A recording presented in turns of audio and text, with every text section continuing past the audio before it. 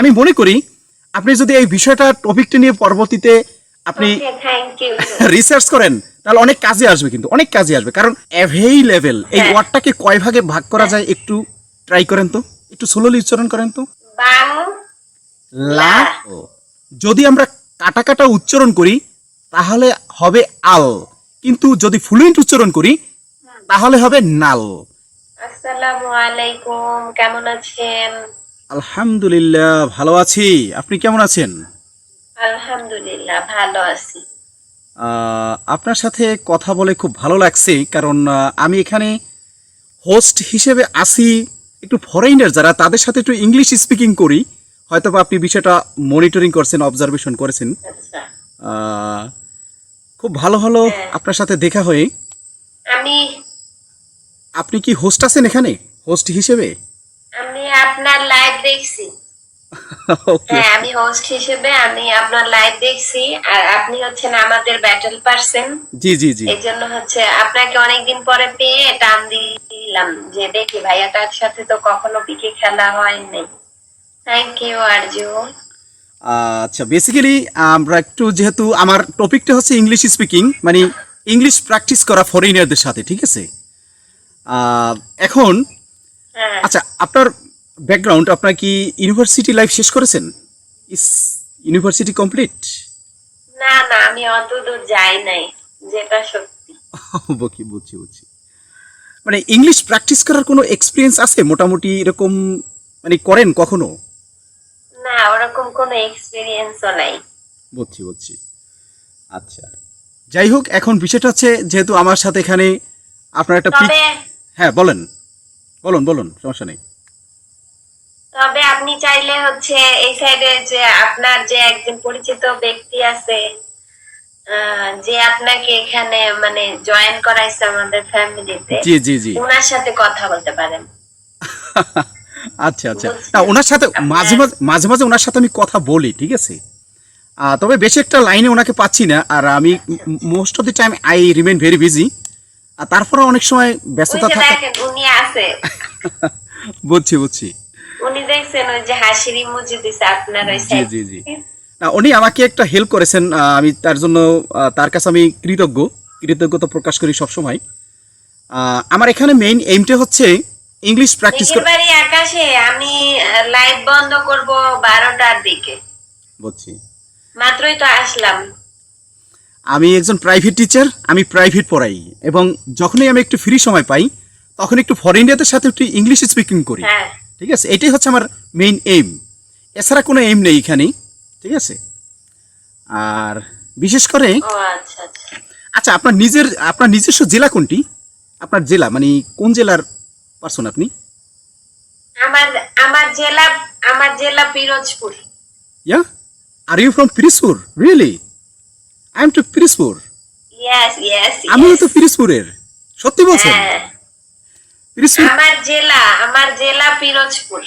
ও, আপনার উপজেলার নাম কি? আমি হচ্ছি নেসারাবাদ উপজেলা। নেসারাবাদ স্বরূপকাঠি, চিনেন? হ্যাঁ, বুঝতে পারছি। আমার উপজেলা হচ্ছে, আসলে আমি ওইভাবে মেয়ে মানুষ তো ওইভাবে পুরাপুরি পরিচয়টা দিতে চাচ্ছি না। ও আচ্ছা, যাই হোক, কোনো সমস্যা নেই, সমস্যা নেই। জাস্ট আপনার এখানে প্রাইভেসি রক্ষার জন্য আপনি না বললে অসুবিধা নেই, কারণ আমি এখানে বলতে পারি, আমার কোনো সেই এই ধরনের প্রবলেম নেই। বাট অনেক সময় লোকেশন বললে, একুরেট সেটাই। লোকেশন বললে সমস্যা হয়। তবে ছেলেদের তেমন একটা না, মেয়েদের একটু প্রবলেম হতে পারে, হ্যাঁ। এটা আমি যতদূর বুঝি। মেয়েদের হয় এই জন্য। জি জি জি। এখন বিষয়টা হচ্ছে আপনার সাথে আমি একটা অ্যাজ এ বিগিনার হিসেবে আপনার সাথে আমি একটু একটা বিষয় ডিসকাস করব। আপনার ইংলিশের যে প্রোনাউন্সিয়েশন নিয়ে, মানে উচ্চারণ রোগে কখনো ভুগেন, মানে বড় বড় ওয়ার্ডের উচ্চারণ পারেন না, এরকম কোনো সমস্যা আছে? আর আপনার সাথে ওই বিষয়টা নিয়ে আপনি একটু টপিক। অনেক অনেক তাই নাকি? অনেক অ্যাভেলেবেল, অনেক। আচ্ছা, অ্যাভেইলেবল এই যে ওয়ার্ডটা আপনি উচ্চারণ হ্যাঁ। করলেন, আমরা একটু ইংলিশ শিখি, ঠিক আছে? অ্যাভেইলেবল এই হ্যাঁ। ওয়ার্ডটাকে কয় ভাগে ভাগ করা যায় একটু ট্রাই করেন তো। না, আমি তো জানি না। আচ্ছা আচ্ছা, আমি বলছি, আমি আপনার সাথে শেয়ার করছি। অ্যাভেইলেবল, এ আচ্ছা, এ হাইফেন VAI, available, LAVLE। অর্থাৎ এই ওয়ার্ডটাকে আমরা তিনটি ভাগে ডিভাইডেড করতে পারি। এই ওয়ার্ডটাকে কয় ভাগে? তিনটি ভাগে, অ্যাভেইলেবল, ঠিক আছে, 3 ভাগে। 3 ভাগে। এই এক একটা ভাগের নাম হচ্ছে কি জানেন? এক একটা ভাগের নাম হচ্ছে সিলেবল। এখন সিলেবল কি? অর্থাৎ আপনারা এই যে গ্রামার, যে বেসিক যে গ্রামারটা আপনাকে কিন্তু অবশ্যই জানতে হয়, আমি মনে করি যতদূর সম্ভব। সিলেবল হচ্ছে এর বাংলা হচ্ছে শব্দাংশ, শব্দ প্লাস অংশ, শব্দাংশ। আর সিলেবলের ইংলিশ উচ্চারণ হচ্ছে সিলেবল, SYLLABLE। এখন সিলেবল কাকে বলে? আপনি হয়তো বা কখনো কোনো টিচারের কাছ থেকে বিষয়টা মানে কখনো শিখছেন কিনা আমি জানি না। তারপর আপনার সাথে আমি বিষয়টা একটু টপিকটা নিয়ে একটু ডিসকাস করি, আপনার কাজে আসবে, অনেক কাজে আসবে, ঠিক আছে।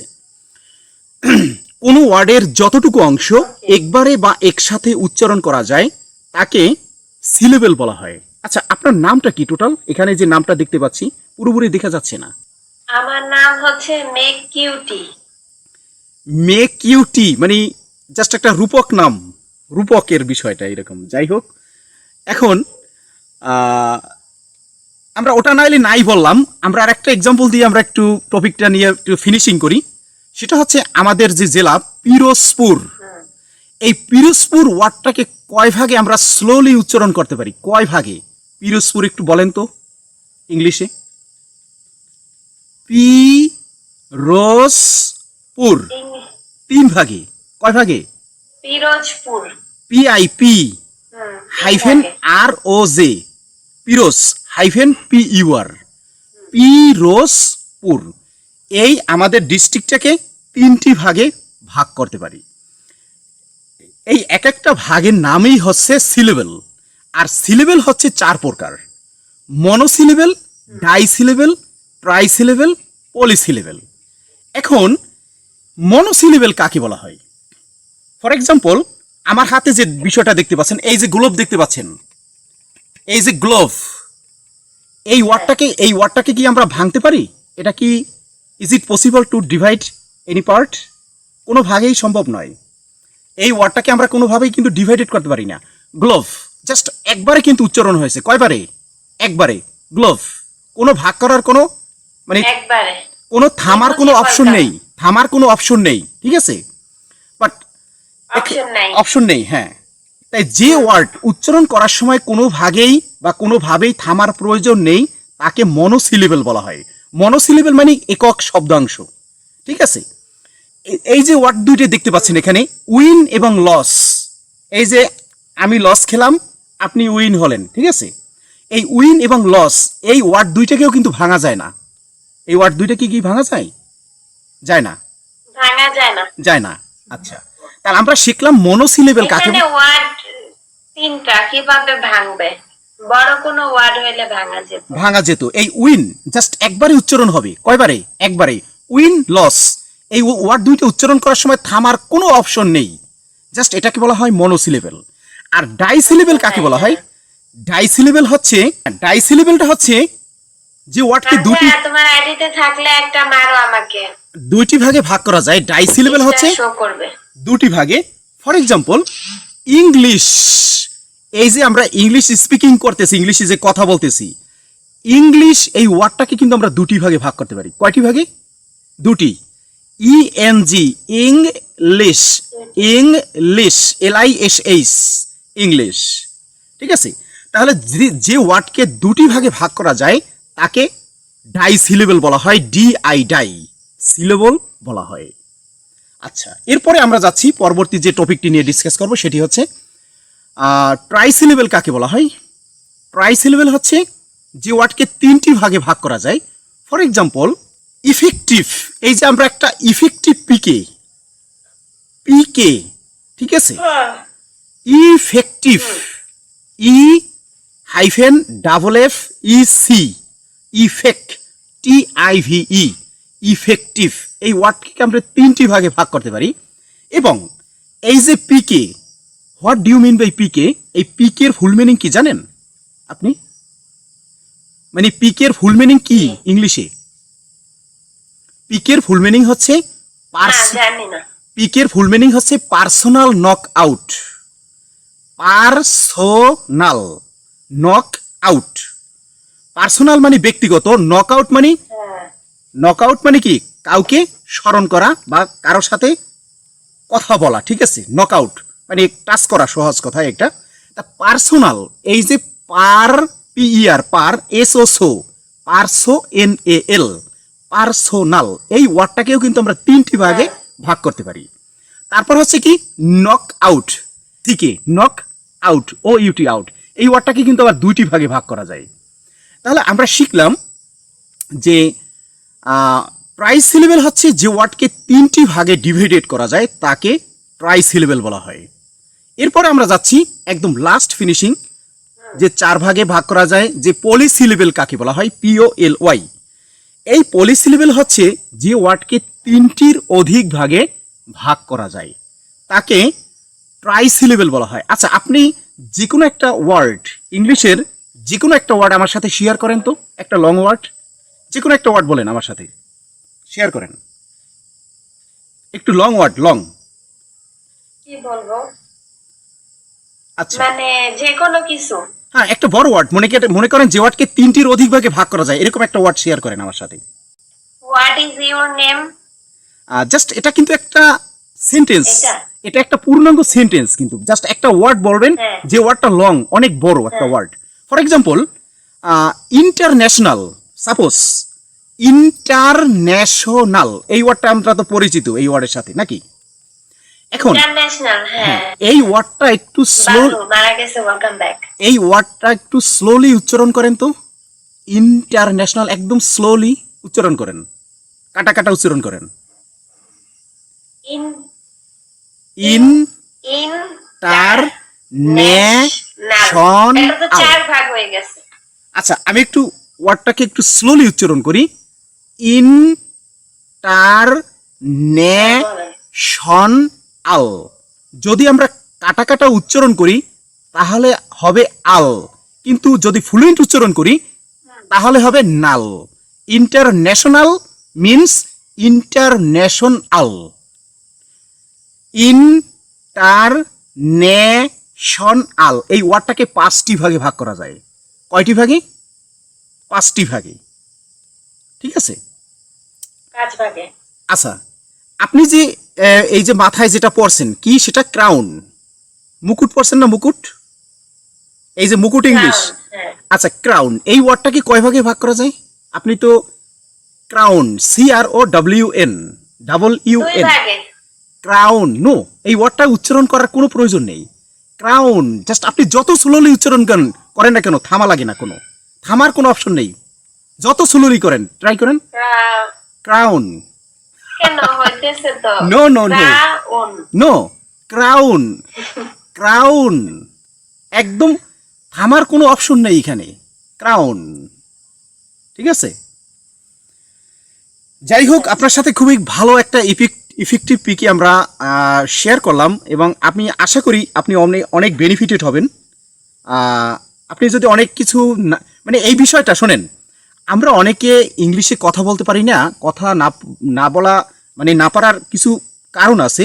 সেটা হচ্ছে আমরা বড় বড় ওয়ার্ডগুলো ভেঙে ভেঙে পড়তে পারি না, এইটা হচ্ছে সবচেয়ে বড় রোগ, ঠিক আছে। এই বড় বড় ওয়ার্ডগুলো ভেঙে ভেঙে আগে দাদা পড়া ভাই শিখতে হবে, ওয়েলকাম। আগে পড়া শিখতে হবে, ঠিক আছে। এরকম যেমন কমিউনিকেশন, আরেকটা ওয়ার্ড আমরা শেয়ার করলাম, কমিউনিকেশন, এই ওয়ার্ডটাকে একটু স্লোলি উচ্চারণ করেন তো। বাংলা অর্থ যোগাযোগ।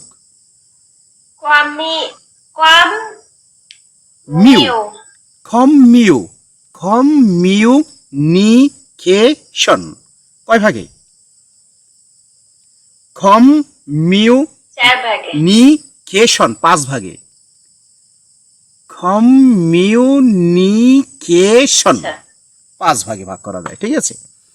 এরকম মানে অসংখ্য ইংরেজি ভাষায় ওয়ার্ড আছে। যেমন আমাদের দেশ বাংলাদেশ, এই বাংলাদেশ ওয়ার্ডটাকে কয় ভাগে ভাগ করা যায়? বাংলাদেশ একটু স্লোলি উচ্চারণ করেন তো।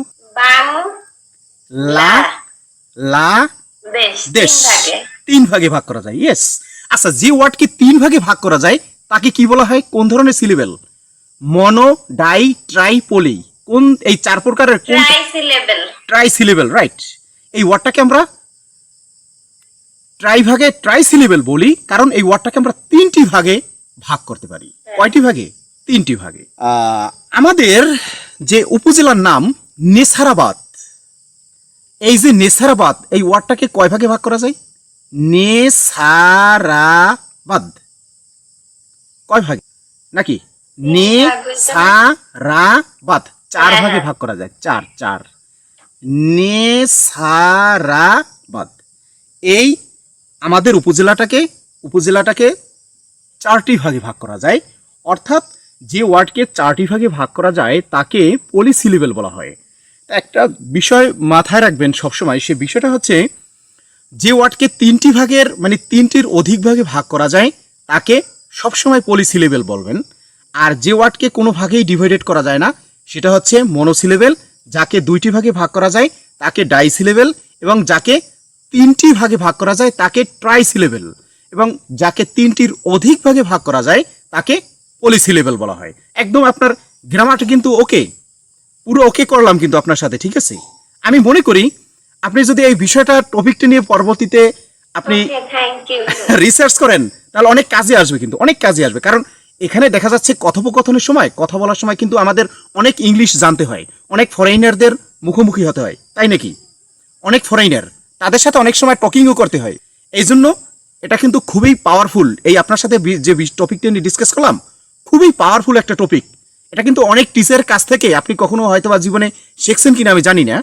এটা আমি ম্যাক্সিমাম যারা ইংলিশে কথা বলতে পারে না, ইংলিশের উচ্চারণ রোগে ভোগে, আমি তাদেরকে এই টপিকটা নিয়ে ডিসকাস করি। এইটা তাকে প্রথমেই শিখতে হবে। Anybody can learn at first as a beginner, ঠিক আছে? আচ্ছা, ভালো থাকবেন, দেখা হবে। সুন্দর এই পৃথিবী, ওয়েলকাম। ওকে, ইনশাআল্লাহ আবার দেখা হবে। ইনশাল্লাহ, ভালো থাকবেন, আল্লাহ হাফেজ। আল্লাহ হাফেজ।